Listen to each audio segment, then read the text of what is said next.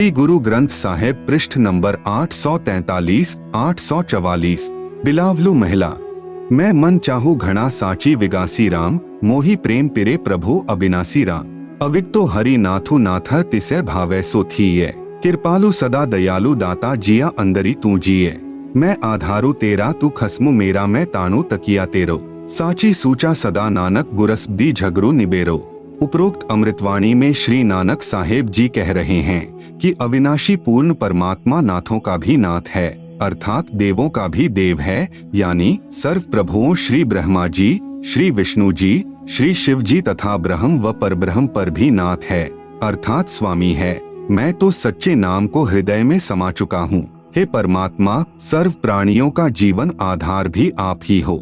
मैं आपके आश्रित हूँ, आप मेरे मालिक हो। आपने ही गुरु रूप में आकर सत्य भक्ति का निर्णायक ज्ञान देकर सर्व झगड़ा निपटा दिया, अर्थात सर्व शंका का समाधान कर दिया। श्री गुरु ग्रंथ साहिब पृष्ठ नंबर 721। राग तिलंग महिला 1। यक अर्ज गुफ्तम पेश तो दर कून करता, हक्का कबीर करीम तू बेअब परवरदिगार, नानक बुगोयत जन तुरा तेरे चाकरा पाखाक। उपरोक्त अमृतवाणी में स्पष्ट कर दिया कि हे हक्का कबीर यानी आप सतकबीर, कून करतार यानी शब्द शक्ति से रचना करने वाले शब्द स्वरूपी प्रभु अर्थात सर्व सृष्टि के रचनहार हो। आप ही बेब निर्विकार परवरदिगार यानी सर्व के पालन करता दयालु प्रभु हो। मैं आपके दासों का भी दास हूँ। गुरु ग्रंथ साहिब पृष्ठ नंबर 24। राग सीरी महिला 1। तेरा एक नाम तारे संसार, मैं ऐहा आस ऐहो आधार, नानक नीच कहे विचार, धानक रूप रहा करतार। उपरोक्त अमृतवाणी में प्रमाण किया है कि जो काशी में धानक यानी जुलाहा है, यही करतार यानी कुल का सृजनहार है। अति आधीन होकर श्री नानक साहेब जी कह रहे हैं कि मैं सत कह रहा हूँ कि यह धानक अर्थात कबीर जुलाहा ही पूर्ण ब्रह्म यानी सतपुरुष है। विशेष उपरोक्त प्रमाणों के सांकेतिक ज्ञान से प्रमाणित हुआ। सृष्टि रचना कैसे हुई? पूर्ण परमात्मा की प्राप्ति करनी चाहिए, जो पूर्ण संत से नाम लेकर ही संभव है। कौन तथा कैसा है कुल का मालिक? जिन जिन पुण्यात्माओं ने परमात्मा को प्राप्त किया, उन्होंने बताया कि कुल का मालिक एक है। वह मानव सदृश तेजोमय शरीर युक्त है, जिसके एक रोमकूप का प्रकाश करोड़ सूर्य तथा करोड़ चंद्रमाओं की रोशनी से भी अधिक है। उसी ने नाना रूप बनाए हैं। परमेश्वर का वास्तविक नाम अपनी अपनी भाषाओं में कबीरदेव, वेदों में संस्कृत भाषा में तथा हक्का कबीर श्री गुरु ग्रंथ साहिब में पृष्ठ नंबर 721 पर क्षेत्रीय भाषा में तथा सतकबीर श्री धर्मदास जी की वाणी में क्षेत्रीय भाषा में तथा बंदी छोड़ कबीर संत गरीबदास जी के सदग्रंथ में क्षेत्रीय भाषा में कबीरा, कबीरन व खबीराया खबीरन श्री कुरान शरीफ सूरत फुरकानी नंबर 25 आयत नंबर 19, 21, 52, 58, 59 में क्षेत्रीय अरबी भाषा में। इसी पूर्ण परमात्मा के उपमात्मक नाम अनामी पुरुष, अगम पुरुष, अलख पुरुष, सतपुरुष, अकाल मूर्ति, शब्द स्वरूपी राम, पूर्ण ब्रह्म, परम अक्षर ब्रह्म आदि हैं। जैसे देश के प्रधानमंत्री का वास्तविक शरीर का नाम कुछ और होता है तथा उपमात्मक नाम प्रधानमंत्री जी, प्राइम मिनिस्टर जी अलग होता है। जैसे भारत देश का प्रधानमंत्री जी अपने पास गृह विभाग रख लेता है, जब वह उस विभाग के दस्तावेजों पर हस्ताक्षर करता है तो वहाँ गृह मंत्री की भूमिका करता है तथा अपना पद भी गृह मंत्री लिखता है। हस्ताक्षर वही होते हैं। इसी प्रकार ईश्वरीय सत्ता को समझना है।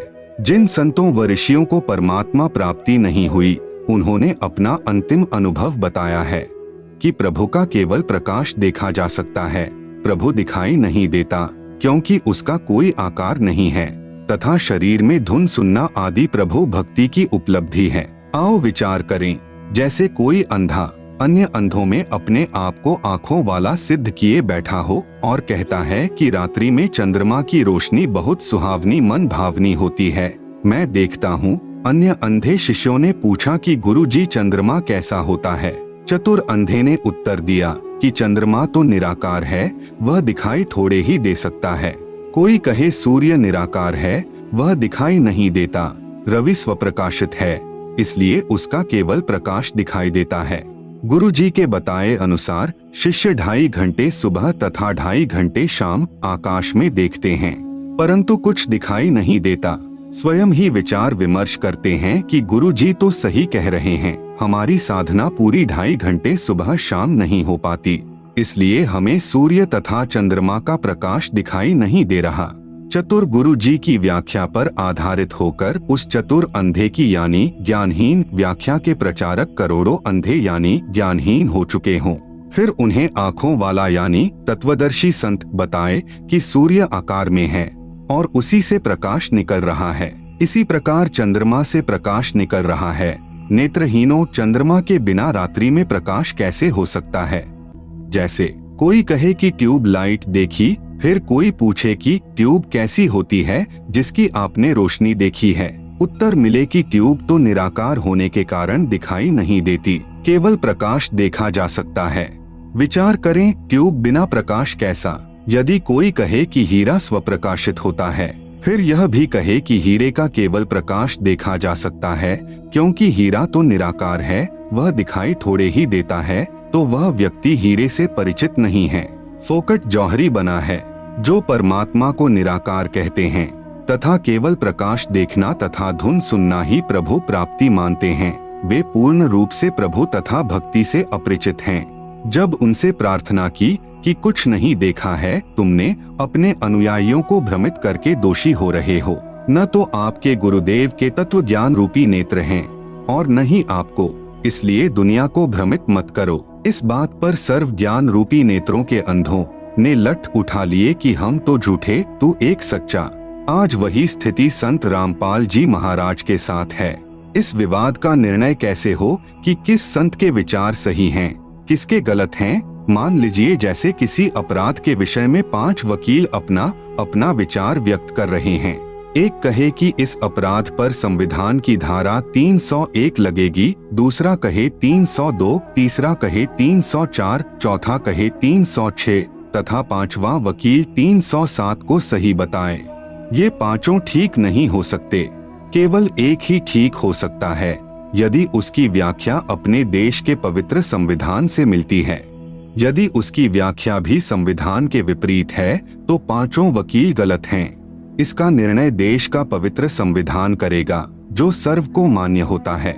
इसी प्रकार भिन्न भिन्न विचारधाराओं में तथा साधनाओं में से कौन सी शास्त्र अनुकूल है या कौन सी शास्त्र विरुद्ध है, इसका निर्णय पवित्र सदग्रंथ ही करेंगे, जो सर्व को मान्य होना चाहिए। यही प्रमाण पवित्र श्रीमद् भगवत गीता अध्याय 16 श्लोक 23-24 में जिन आँखों वालों यानी पूर्ण संतों ने सूर्य यानी पूर्ण परमात्मा को देखा, उनमें से कुछ के नाम हैं।